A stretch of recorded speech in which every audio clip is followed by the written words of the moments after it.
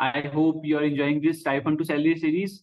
Today I have brought for you statutory audit questions.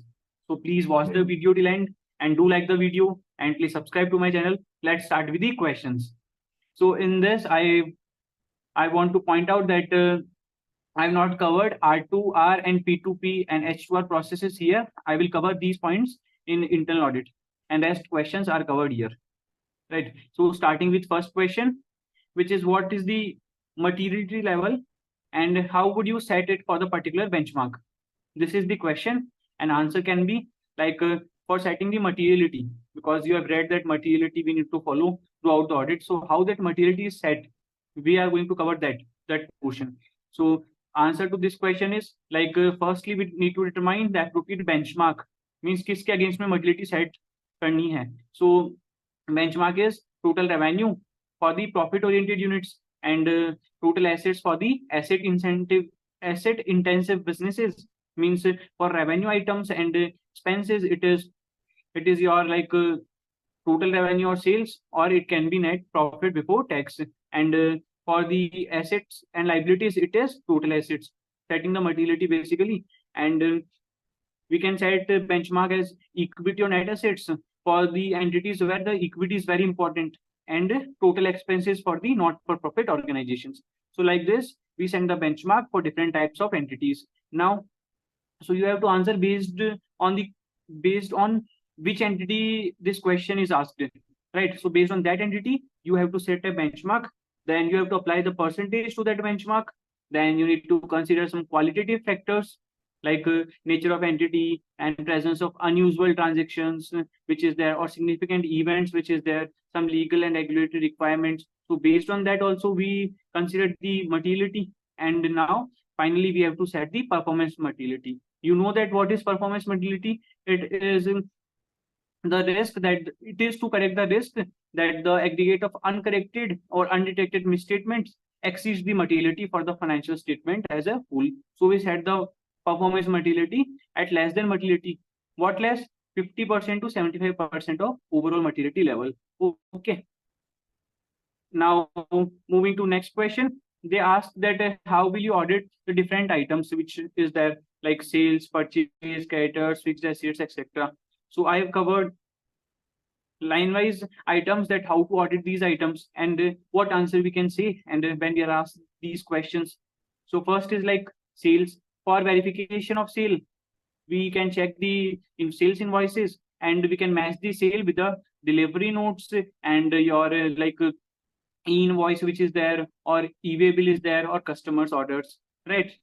Now for checking the revenue recognition, we can check with the applicable accounting standard and check whether the appropriate cutoff procedures is followed, means correct accounting period is followed or not for recognition of revenue.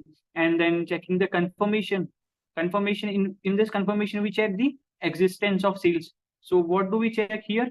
We check the confirmation letters, and these confirmation letters that we send to customers to verify the outstandings, right? And analytical procedures we can follow, like we can compare the sales trends with the previous period figures and budgeted figures, and we can analyze the KPIs also. So in this question, if you will check that what process we have followed, like we need to check the assertions and we need to give answers based on that only to the interviewer. Like for asset related and asset or liability related assertions, second is your like expenses related assertions or income related, and third is your presentation disclosure related assertions. So three assertions are there now. We have to answer based on those assertions. I have covered those assertions in later part of.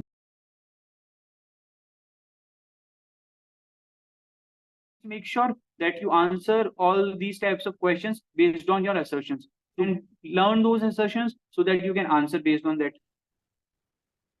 Next is how will we audit the purchases? So for verification of purchases, like we have to check the purchase orders.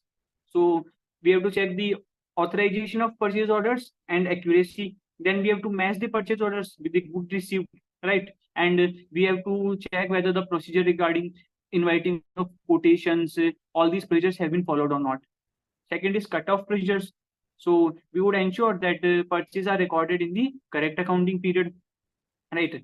So not like it should not be confusing that one purchase related to 1 year is recorded in the another year. So this should not be the case. Then next is supplier confirmation. So we send the confirmation letter to the supplier to verify the outstanding, right? So next is we perform the analytical procedures, like we analyze with the previous year figures and budget figures. Now, how to verify the creditors? We'll reconcile the creditors ledger balance with the supplier statement that we have received. Now we'll perform an aging analysis to identify the overdue amounts and non-moving creditors, and we'll verify the payment made to creditors with the bank statement. And next we'll check what we'll do. Perform an analytical procedures. So we'll compare the creditor balances with the previous year and budget figures, right? Moving next, how do we check the fixed assets? Firstly, fixed assets register. We will check the fixed assets register for accuracy and completeness checking. Then we will physically verify the fixed assets to check its existence. These are all assertions which I've covered here, right? So based on these assertions, you need to answer these questions. Next is depreciation. So we'll ensure that depreciation is calculated correctly and consistently. Means accounting policies are followed consistently. Now, additions and disposals, we'll verify the bills of additions and sale invoices also, right? Now we will also check its valuation, that it is correctly valued as per the accounting standard, as per Ind AS 16, right? So moving forward, how would we check the inventory? We will conduct a physical verification of inventory as at 31st of March or period end, right? We would consult that physical count with the inventory records. And we would check the valuation method, whether like FIFO, LIFO, weighted average, but make sure that which method is not prescribed as per Ind AS LIFO method. And now next is cutoff procedures. We would check that the inventory transactions are recorded in correct period, right? And then finally we would review the obsolescence, whether inventory items are slow moving, non-moving. So we would check that also to make the provision, right? Now, how do we check the investments? We would verify the investment records. How? And we will check the investment records for accuracy and completeness. And we would verify the existence of investments through external confirmations.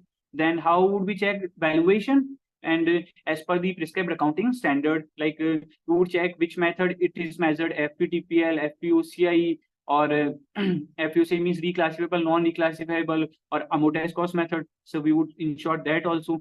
Then what we do, we would check the income earned from the investments. We would verify its accuracy, like dividends, interest, and then finally we would check the proper disclosure of investments in the financial statements, right? Talking about the payroll expenses, we would check the payroll records of for the purpose of checking accuracy and completeness. Here also assertions are covered, na? And then we would check the calculation of salaries, wages, and deductions. And we would check the employee records that they are up to date and correct. We would check the compliance with the statutory requirements like PF norms, income tax norms. So please learn what are the PF norms and ESI norms. Those criteria you need to learn, right? And finally, it is analytical procedures, like comparing with the previous year and budget figures. Moving forward, next is legal fees. How do we check that? We'll check the legal invoices, and on these legal fees, RCM is applicable. So we would check whether RCM has been paid or not. We would check that also. Now we would ensure that these are recorded in the current accounting period, and we would review the significant legal matters and ensure the appropriate provisions are being made. And where it is not made, we can check the legal cases with the contingent liabilities disclosed in the financial statements also, to check what the entity's reply in those matters and which legal firm it has hired, right? To check whether the legal fees is recorded correctly. Now, and we can check this with the previous year figures and budget figures also, right? So moving forward, how do we do audit of cash? For the cash, like we would perform a physical count, cash on hand as at period end. Now we'll reconcile that cash with the books balances. And for the verification of transactions, we will check the receipts and payments and its authorization, its accuracy. Now we will perform analytical procedures that compare with the previous year figures and budget figures. For bank, similar is the case. We perform a bank reconciliation for the bank accounts, and ensure that the reconciling items are appropriately accounted for. And we'll check the bank receipts and bank payments for checking its accuracy and its proper authorization, and we'll obtain a external confirmation certificate from the bank, right? Now, how do we check the debtors? We would do like debtors ledger scrutiny to check its completeness and accuracy. We'll send the external confirmation letters to the debtors and verify the outstanding balances. We'll perform an aging analysis and to check the overdue amounts, and we will perform the review of the doubtful debts which is made by the entity, and we will also compare it with the previous year figures and budget figures. Moving to next question, which is like if an organization has significant labor cost, right? So what are your audit procedures to check that? This question was asked in many companies. So please make sure that you go through this question as well. Here I have covered like assertions only. Like first is that what would be the procedure and how would we do that? We have covered this. So first procedure, like understand the nature and context, that in which nature or in which work temporary labor has been used and this cost has been incurred. Then we'll check and assess the internal controls of the entity of their hiring, recording, and payment, right? Then we will reconcile this with the general ledger, reconcile the general ledger with their supporting documents, right? We will check the tax payrolls and invoices, like if it is like contextual labor hired from a hired to a third party, so we would check the contract agreements, etc. And we perform a substantive analytical procedures, means we'll compare it with the budgets, prior periods, and benchmarks. And now we will also check like we'll confirm with a third party whom the billing has been made. We'll perform a cutoff procedures. Like this, you can answer these questions. Now moving forward, next question is like I told you earlier that how we need to answer these audit-based questions. We have to answer based on assertions. So I've covered these assertions here. Like for the assets and liability, assertions are completeness, existence, rights and obligations, and valuations. So like you are auditing a fixed assets. So for that, you need to check that it is completely recorded in the books of accounts. It actually exists. How we check its existence? By doing a physical verification. Then we check rights and obligations. Rights means it is asset, so its documents are in the name of company, and valuation means as per Index 16. So like this, you answer asset and liability related question. For the P&L related questions, assertions are completeness, accuracy, occurrence, classification, and cutoff.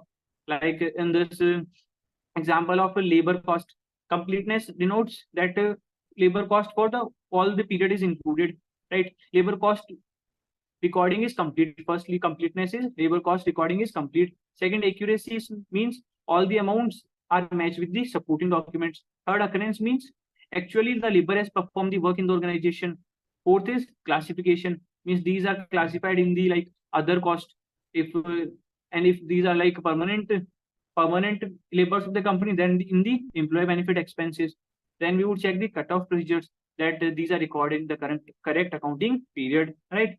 And for disclosures, like we have to check the assertions relating to completeness, accuracy, occurrence, and classification. So you need to answer based on this, like taking a contingent liability. So contingent liability should be completely recorded. Not recorded means completely disclosed in the financial statements. Its amount is accurate, and it has actually occurred. That's why we are disclosing, and its classification in the financials should be properly presented. So like this we can answer, right? So next question is, what's the difference between internal control over financial reporting and internal financial controls? So answering this question, like firstly, ICFR focus on the financial reporting accuracy and reliability, because ICFR like auditor have to check and report under section 143(12) Companies Act. So auditor have to check and report on that. And internal financial controls are controls which are relating to the financial statements, right? Internal controls relating to financial statements, this an entity need to implement in the organization for the correct financial treatment. So like first point, focus on the ICFR focus on the financial reporting accuracy, and whether on the other side, and where on the other side IFC focus on the broader aspects, like it includes the operational and compliance controls also. ICFR ensures financial statements are free from material statement, while IFC ensures that the operational efficiency is there, compliance is there, and risk management is there. ICFR controls. ICFR contains the control environment, risk assessments, and control activities. Here, IFC is similar with the ICFR, but some expanded focus is there. Then audit reporting, talking about that. In audit reporting, auditor have to report on the effectiveness of ICFR in the financial statements audit report, right? In ICFR, auditor have to report under section 143.12, right? For the IFC, auditor have to give opinion on the overall IFC, including the financials, operationals, and compliance controls. Now, moving to the next question, which is like, what is integrated reporting? And we have to describe the 6 C's of integrated reporting. And similar that, we have to describe the business sustainability also. So if you have like gone through financials of any company, now many companies who operates their business outside India, they need to present integrated report. This is basically an annual report which is integrated form, which contains financial and non-financial aspects both, right? And business sustainability denotes that whether the entity is going to sustain in the future in the environment it is operating. So this is business sustainability. So talking about his definition, integrated reporting is holistic reporting approach that integrate financial and non-financial information. And business sustainability, ability to operate in a manner ensure long-term viability while balancing the economic, social, environment considerations, right? Same that I have told earlier. Now, purposes of integrated reporting, comprehensive picture of overall performance, and business sustainability ensures long-term economic performance, right? Now, what are the 6 C's of integrated reporting? These are capital. Capital includes like physical capital, etc. And content elements, and connectivity, consistency, comparability, conciseness, and credibility.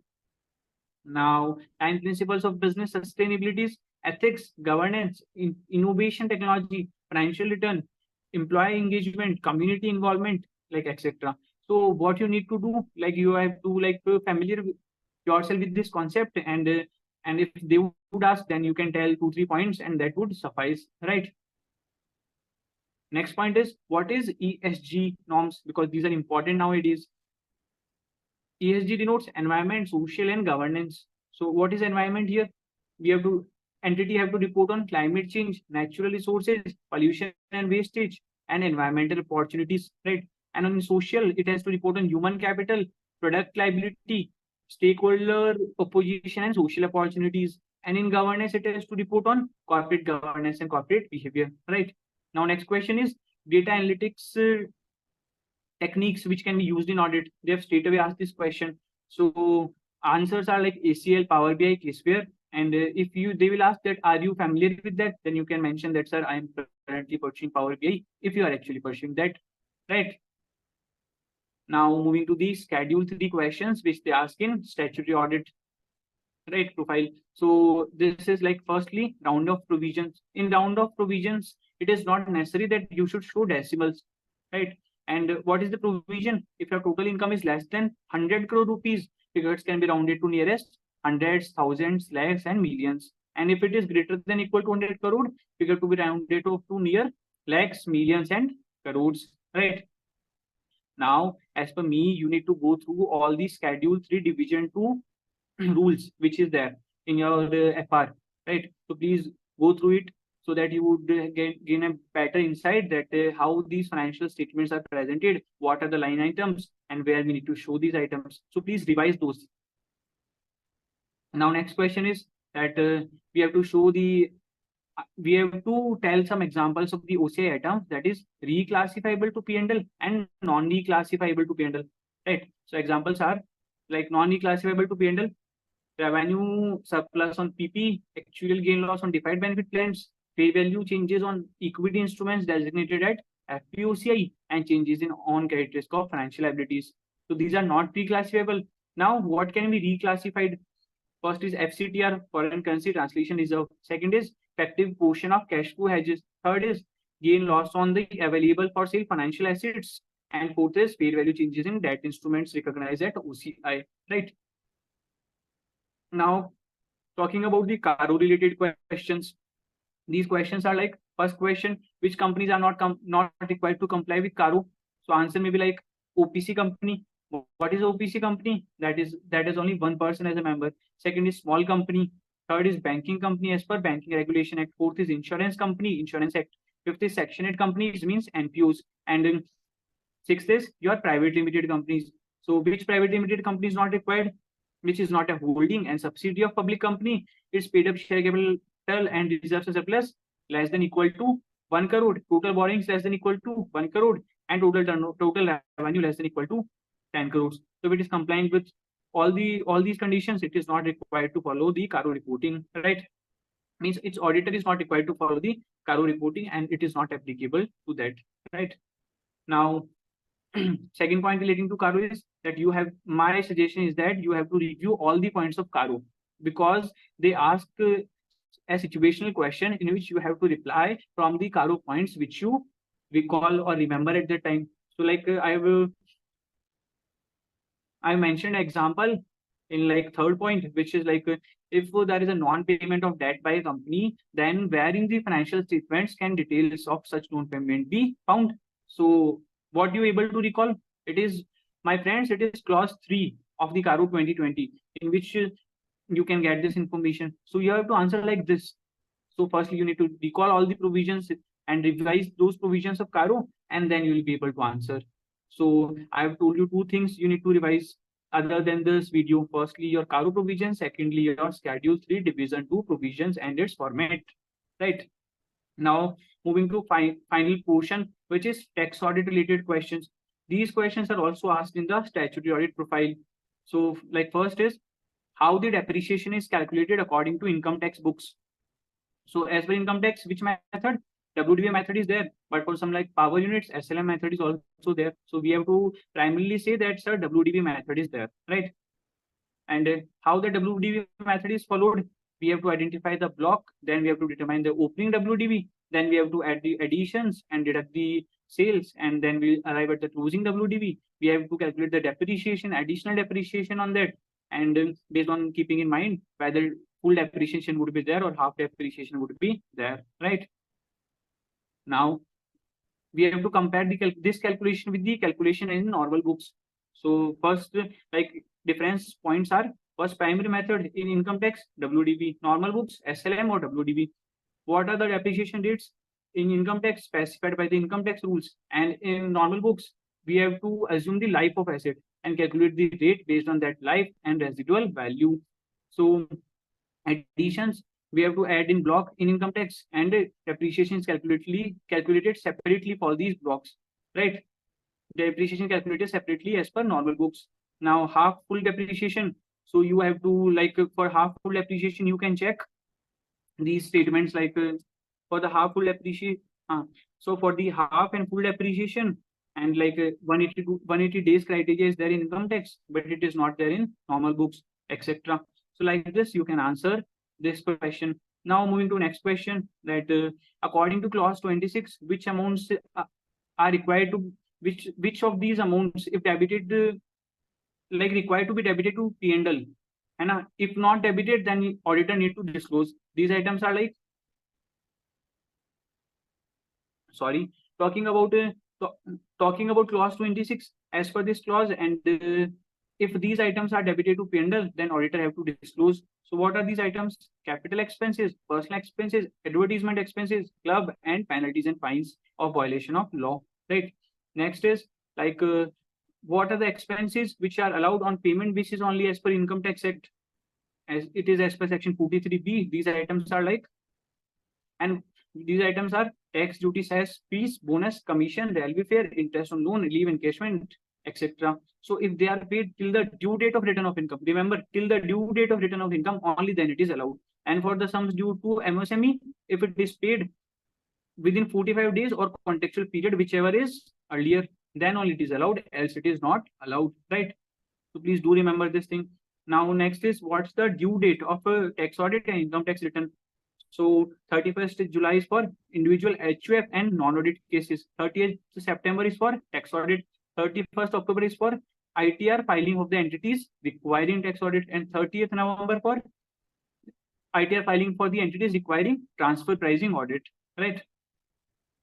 Now, what's the definition of MSME as per MSME Act? like the two criteria are there: investment limit and annual turnover limit. So in micro, if your investment is up to 1 crore and turnover is up to 5 crore, you are micro. If your investment is greater than 1 crore, up to 10 crore, and annual turnover is greater than 5 crore, and less than equal to 50 crore, you are small. But you have, if you have exceeded any of these criteria, any of these two criteria, then you will classify it as medium instead of small, right? So like this, you can read this medium enterprise criteria. And that's all from my side for this statutory audit portion. I will cover R2R, H2R, and P2B process in internal audit video. So please do make sure to watch that also. And I I suggest that for the questions relating to statutory audit, you have to see this class, then India's class, and then BC questions class, which includes the HR questions and some case study portions also. And for the industry interviews, you have to cover all the videos which I have presented or which I'm going to present, right? So that's all from my side. Thank you so much. Do like the videos and please subscribe to my channel. Thank you.